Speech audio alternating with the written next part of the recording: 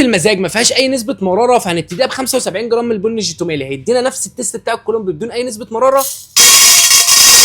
بس اي قهوه ان هي تكون ريحتها حلوه، فهناخد لها 75 جرام من ملك الريحه هو البن الحبشي. من عادات القهوه المصريه ان هي الوش بتاعها يكون تقيل، فهناخد لها 50 جرام من ملك الوش هو البن الاندونيسي، هيعلي نسبه الكافيين ويظبط لك الوش.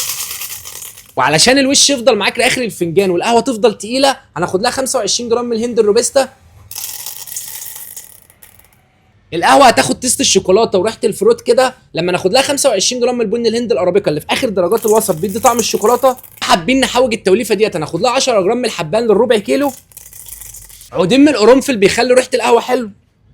شويه ورد خفاف جدا بيخلوا ريحه القهوه حلوه برضك.